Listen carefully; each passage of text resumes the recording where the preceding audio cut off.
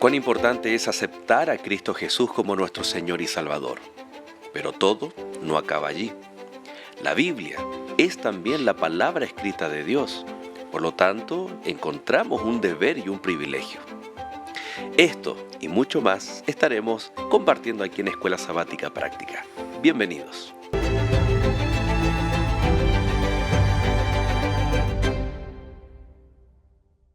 Nuevamente estamos dando inicio a un nuevo episodio de nuestra Escuela Sabática Práctica. Y como siempre, agradeciéndote por tu fidelidad, porque cada semana estás sintonizando a través de nuestras plataformas digitales, estás escribiendo tus peticiones, saludos, comentarios también de acuerdo a lo que nuestra conversación también nos está llevando cada semana. Gracias y por supuesto también nos acompaña un capítulo más, Pastor Daniel. ¿Cómo está? Pastor Joel, pues bueno, feliz. Hemos estado recorriendo ya este camino juntos por 10 episodios el día de hoy. Así que continuamos con el mismo entusiasmo con el que comenzamos y esperamos seguir siendo un canal de bendición humildemente para las personas que están escuchando estos episodios. Muy bien dicho, en la recta final, Pastor David, ya nos queda poco. No se hable más. ¿Cuánto hemos aprendido, verdad? Juntos, al estudiar este lindo material de este trimestre. Y no solamente vamos descubriendo cosas nuevas, sino también de aquellos textos tan conocidos, tan repetidos, pero que cada vez que lo escuchamos tiene un mensaje especial para nuestra vida. De eso se trata la Biblia, palabra viva de nuestro Dios. Así Amén. que al momento de abrirla, cuán importante es pedir la dirección de nuestro Dios. Pastor David, por favor. Así es. Mi querido Señor, deseamos que el título de la lección que estaremos repasando en este momento, completos en Cristo, sea una realidad en nuestra vida, Señor. Te alabamos porque haces milagros en nuestros corazones y en nuestra vida cuando nosotros así lo permitimos. Ayúdanos que a través de tu palabra encontremos la llave maestra que nos ayude a encontrar la plenitud en ti. Sé que lo harás y desde ahora te agradezco profundamente. En el nombre de Jesús. Amén. Amén. Amén. Amén. Amén. Muy bien, vamos entonces a la carta a los Colosenses, donde vamos a encontrar, por supuesto, la idea central de especialmente el capítulo 2. Pero, Pastor, ¿cuál es el texto clave de esta semana? Colosenses capítulo 2, versículos 16 y 17. Sumamente importante, así que prestemos atención. Dice el texto: por tanto, nadie los juzgue en comida o bebida, o en días de fiesta, nuevas lunas o sábados. Todo esto era sombra de lo que iba a venir, pero la realidad es Cristo. Me encantaría tener un control remoto para hacerles a ustedes así y ponerlos en pausa, ¿ok? Porque la tentación inmediata es a trabajar con este texto, ¿no? Hay muchos, tal vez malas interpretaciones, erradas interpretaciones, para justificar ciertas cosas que nunca el apóstol Pablo quiso decir.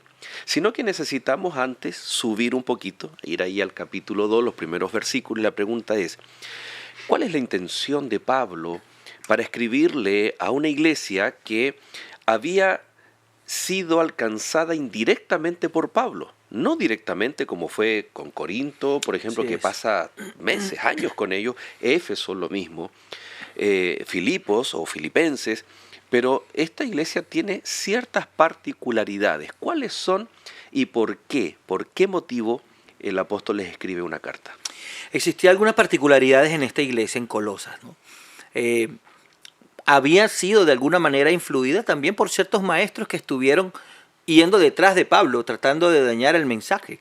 Nosotros hemos identificado a estos maestros como los famosos judaizantes, que llegaron a varias de las iglesias, comenzaron a llevar el mensaje de que no era suficiente aceptar a Cristo como Salvador, sino continuar con algunos requerimientos propios del culto judío. Tradiciones incluso, ¿no? Exactamente, pero a diferencia de otras iglesias, aquí también había una mezcolanza, había una mezcla con ciertas culturas paganas o agnósticas que también hacía que las personas entonces tuviesen otro tipo de criterios, no solo judaizantes, sino sobre todo agnósticos o paganos. Esto complicaba un poco la situación, porque ya no se trataba solamente de defender una posición en un área, sino en varias de ellas. Había una mezcolanza bastante profunda. Y es por eso donde el apóstol entonces intenta aclarar en generalizaciones, ¿verdad?, lo que estaba sucediendo. El punto que estamos tocando ahorita me parece que es claro en cuanto que va dirigido a las normas judaizantes que se querían imponer dentro de la comunidad de los creyentes en Colosas. De hecho, los primeros cristianos son de origen judío. Sin embargo, no era esa una frontera. El Señor Jesucristo es para todas las naciones. La salvación desde siempre ha sido para toda persona, para todas las naciones. Entonces, entre otras, pues estaban llegando personas de otras nacionalidades, con otro tipo de background, con otro tipo de tradiciones, si se quiere. Sí. Así que hay en algunos momentos una mezcolanza, ¿no? Hay muchas cosas que están, que convergen en el mismo ambiente. Y bueno, Pablo puede determinar que hay filosofías, hay vanas sutilezas, hay tradiciones de hombres, hay elementos del mundo que se están manejando que no están conforme a Jesucristo. Algunas de parte de los judaizantes, pues con muy buenas intenciones, pero al margen de que sean cosas para poder decir, eres salvo si haces esto, aquello o lo otro. Así que el apóstol está poniendo, digamos, el punto sobre la I. Así es. Nuestra realidad aquí en Norteamérica es que los pastores tenemos 1, 2 iglesias, algunos más, yo sé de casos que tienen unas cuantas más. Pero dista mucho la realidad de nuestros países, ¿no? Donde un pastor tenía tal vez 7, 10 o más, 14, 15 iglesias. Todas son distintas, por supuesto. Ahora pensemos en el distrito del pastor Pablo. Y aquí tiene una iglesia que incluso no conoce. Que no conoce siquiera, así es. Pero de alguna manera, erradamente tal vez los hermanos de las iglesias pueden sentirse menos o más queridos por su pastor. Y no es así. Creo que todos estamos de acuerdo y en nuestra experiencia ministerial amamos a todas nuestras iglesias, independientes si son grandes, pequeñas, lejanas, cercanas, etc. Así es. Y fíjense que el verso 1, el apóstol Pablo dice, porque quiero que sepáis cuán gran lucha sostengo por vosotros. Es decir, la lucha de Pablo probablemente era, yo quiero estar con ustedes, pero no puedo porque estaba precisamente en Roma encarcelado cuando escribe esta carta. Y les dice, no obstante, yo los conozco a ustedes, porque luego en el verso 5 dice, porque aunque estoy ausente en cuerpo, no obstante en espíritu, estoy con vosotros, gozándome y mirando vuestro buen orden y la firmeza de vuestra fe en Cristo. Es decir, es capaz Pablo de, sin WhatsApp, sin videollamada, sin GPS o estas señales satelitales, qué tremendo. Dice que a través del Espíritu Él está con ellos y da 2 características que refleja una preocupación, una atención pastoral y el deseo de que ellos también vayan en este proceso de fortalecimiento en la vida en Cristo Jesús. Mira, de hecho en el versículo 2, capítulo 2 del libro de Colosenses, él les da el motivo por el cual tienen esa lucha tan fuerte. Él dice, quiero que sepan todo lo que está pasando para que cobren ánimo, permanezcan unidos por amor y tengan toda la riqueza que proviene de la convicción y del entendimiento. Pablo pareciera estar haciendo una distinción entre lo que es la teoría, el conocimiento y el objetivo que Dios quiere para su pueblo. Cuando entra una nueva enseñanza, cuando llega alguna persona trayendo algo nuevo a tu iglesia, algo que aparentemente se dejó de predicar, pero que su objetivo muy solapado termina siendo dividir a la iglesia, definitivamente no proviene de Dios. Porque Pablo lo que estaba era tratando de reconducir los preconceptos que existían para que al final todos estuviesen unidos en la comunión del Espíritu. O sea que hay un valor infinito en estar unidos. Y a través obviamente de la palabra, a través del concepto de la teoría bíblica es importante, pero lo que Pablo quería o se proponía no era traer argumentos, no era traer discusiones, era que ellos a través de la palabra estuviesen confortados y estuviesen unidos. Creo que el apóstol le está dando énfasis a lo que énfasis merece, o por lo menos énfasis relevante. Porque el apóstol no solamente quiere que los creyentes de Colosa reconozcan los problemas que hay con las falsas enseñanzas, las cosas que se están infiltrando. Su pasión o su anhelo es que ellos puedan mantenerse unidos en el amor de Jesucristo, ¿verdad? Y de esta manera, entonces, él lanza también un elogio cuando él declara que están en orden y firmes en la fe en Cristo Jesús. Así que notemos que es recurrente en Pablo, como en todos los escritores de la Biblia, que Jesucristo sea el centro de todo. Hay una referencia que menciono brevemente de Elena de White en uno de sus libros, en el libro del Evangelismo, que dice que la muerte de Jesucristo en la cruz del Calvario es la gran verdad, alrededor de la cual giran las otras verdades. Pero las otras verdades que tienen su importancia realzan el valor de la gran verdad. Por eso es que el tema central de todo creyente cuando presenta este evangelio debe ser Jesucristo. Estaba pensando cuando Cristo cuenta la parábola del sembrador del trigo, o del trigo y la cizaña, más bien dicho, ¿no? Y aquí Pablo en ningún momento está pretendiendo erradicar un problema que hasta el día de hoy se da en la iglesia.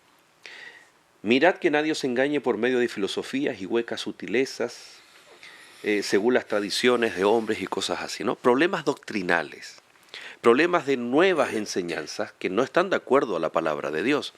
En ningún momento Pablo dice, tienen que trabajar para solucionar este problema. Porque de alguna forma Pablo nos está expresando de que es algo que constante y continuamente, y Jesús en la parábola lo dice, que se va a resolver recién cuando Cristo venga. Entonces, pero ahí destaca la base y el fundamento para contrarrestar estas filosofías humanas o estos errores doctrinales o incluso teológicos. Una iglesia ordenada. ¿En qué aspecto una iglesia ordenada nos previene del error o de ciertas prácticas que no tienen fundamento bíblico, pero que pueden incluso ser atractivas para nuestros miembros de iglesia? Bueno, ¿a qué nos referiríamos con el término ordenado, por ejemplo? El estudio de la palabra, la vida de piedad, el permanente revisión de los conceptos bíblicos contenidos y sobre todo la luz de Jesucristo. Una iglesia que crece en el amor, una iglesia que crece en las buenas obras, una iglesia cuyo objetivo es buscar a otras personas para que conozcan del amor del Señor Jesús. Así como hizo el primero de ellos, ¿no? Epafras, cuando estuvo yendo a la iglesia, cuando fue a llevar el evangelio. Una iglesia que crece en la gracia del Señor. Es una iglesia que va buscando encontrarse y conocerlo a Él. De alguna otra manera va consolidando no solamente su amor, sino también sus concepciones. No es solamente porque se puede confundir, mi iglesia es ordenada, con la reverencia. Solo se puede restringir a eso, ¿no? Alguien podría pensar, no, si mi iglesia es ordenada porque a los niños no se les deja subir al púlpito, porque aquí y allá, porque nadie habla. No, ¿eso es realmente una iglesia ordenada o a qué se está refiriendo? Porque, no. Perdón, porque tú mencionas que es mucho más amplio, ¿no? Sí, por supuesto. Sí, estamos viendo el orden como capital en favor de que las filosofías y las sutilezas del enemigo no logren posesionarse del corazón del creyente. Recordemos que este es un asunto realmente delicado y vale la pena prestarle atención. Hay dos cosas que se asocian en el enemigo de Dios y de su iglesia, de toda persona, y es que es engañador por excelencia, ¿cierto? Es sutil, se presenta como ángel de luz, se viste siendo lobo como un cordero. Así que la cosa, pastores, el asunto es de cuidado, es de cuidado.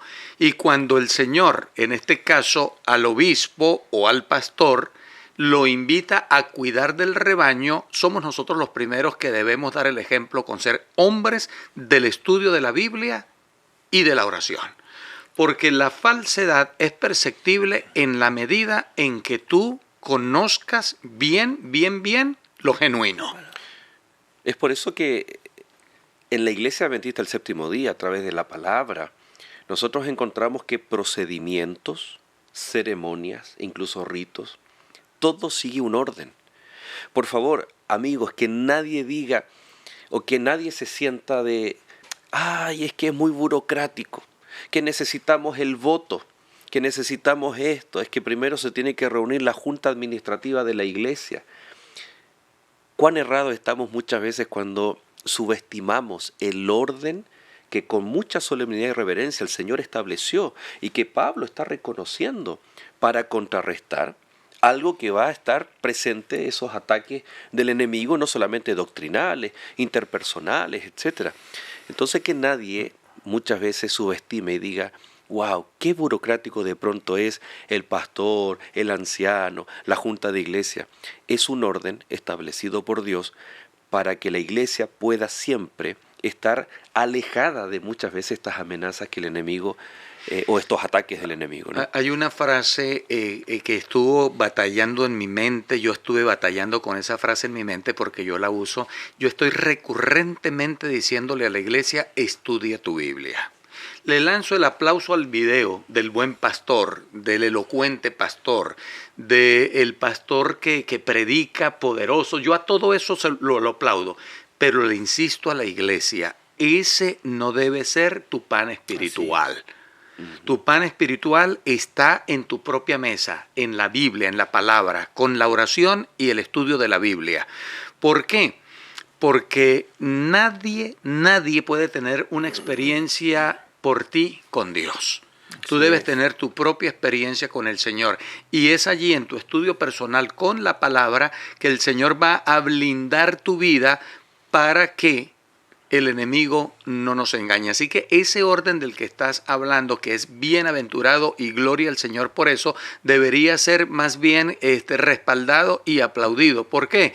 Porque si no el enemigo se mete por cualquier rinconcito y nos termina sacando de la carpa. Así es. Dice también otra característica, arraigados y sobreedificados en él. De alguna forma Pablo está comparando la experiencia del cristiano como si fuera una planta, tal vez haciendo eco a aquellas semillas que caen en diferentes terrenos, ¿no?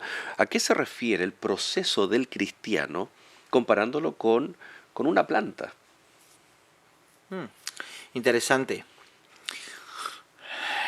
Cristo es el principio de toda expresión y manifestación de fe cristiana. De hecho, él lo dice en los versículos posteriores, cuando él dice que nadie nos engañe con huecas sutilezas, con vanas filosofías.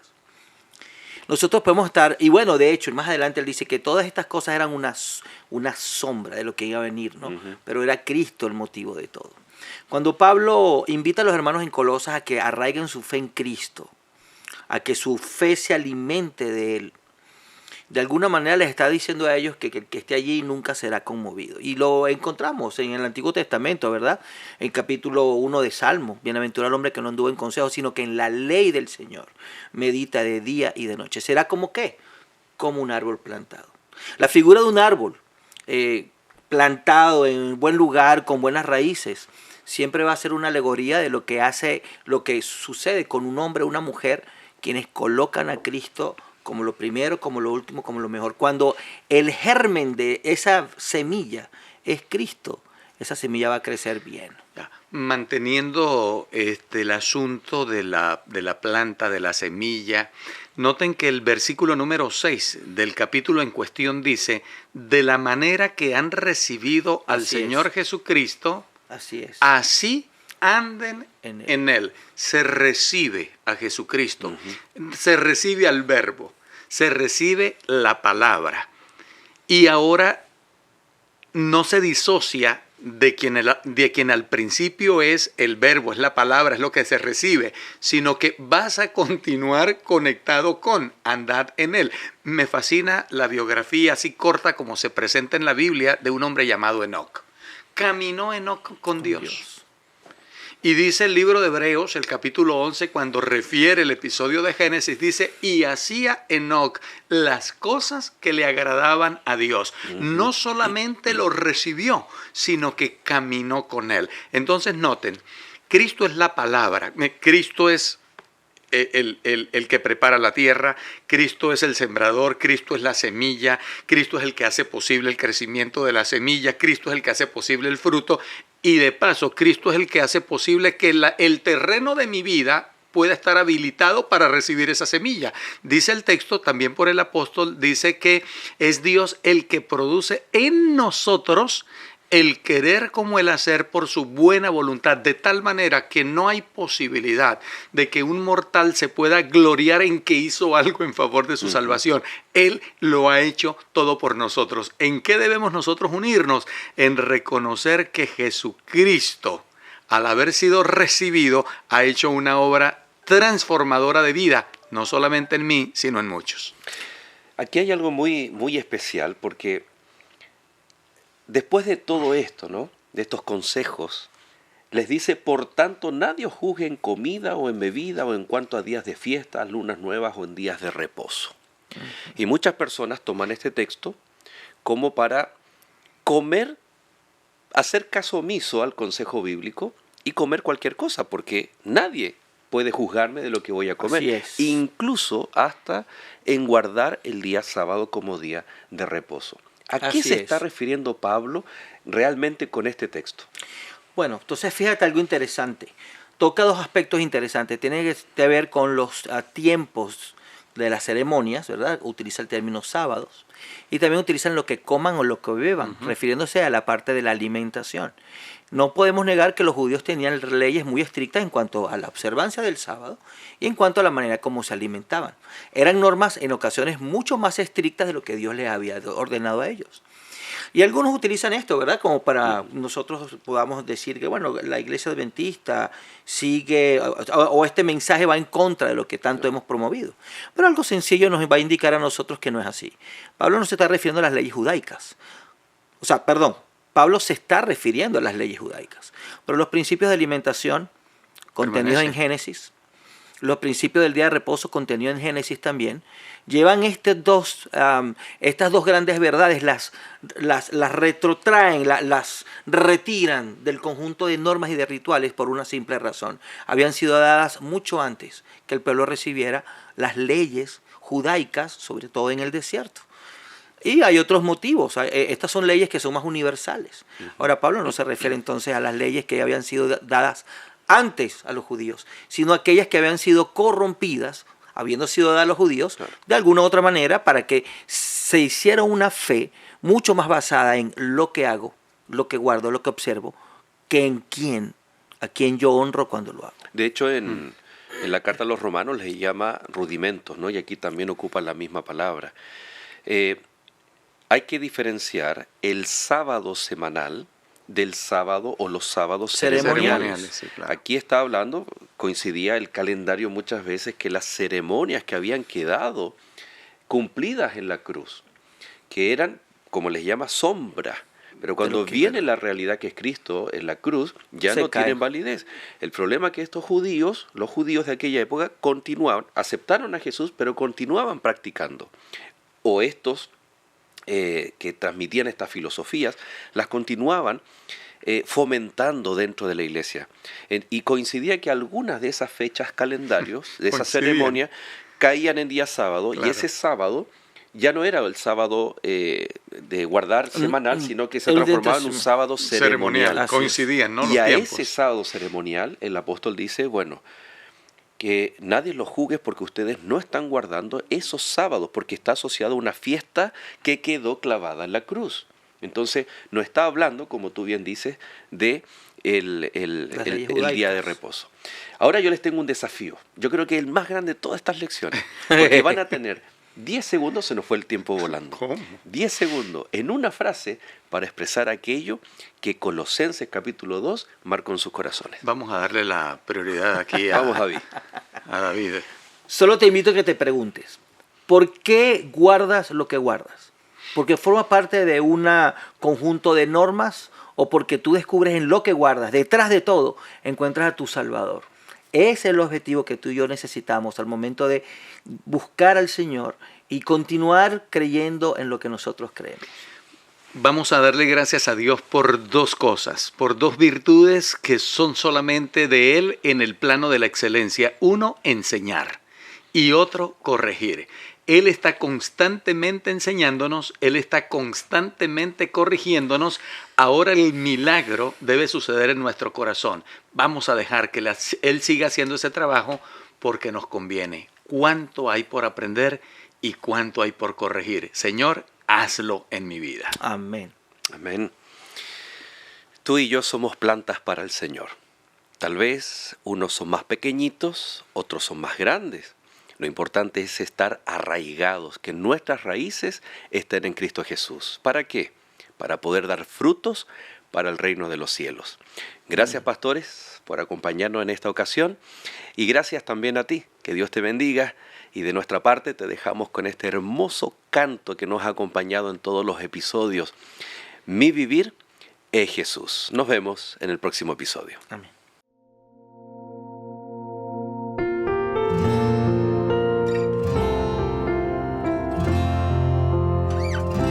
El cielo y la tierra se unieron en Cristo, Rey Supremo sobre toda creación. Él es la imagen del Dios invisible que se muestra en su infinito amor.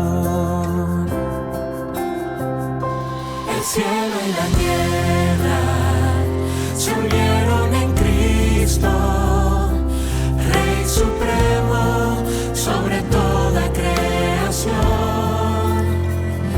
Él es la imagen del Dios invisible que se muestra en su infinito amor.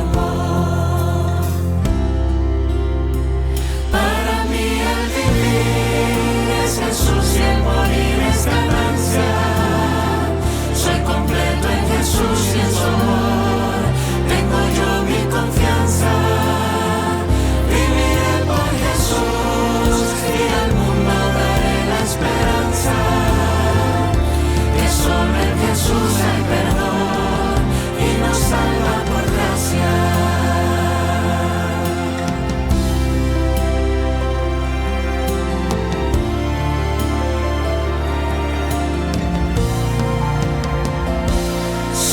Su pueblo, si somos su pueblo, unidos en Cristo, quien transforma todo nuestro corazón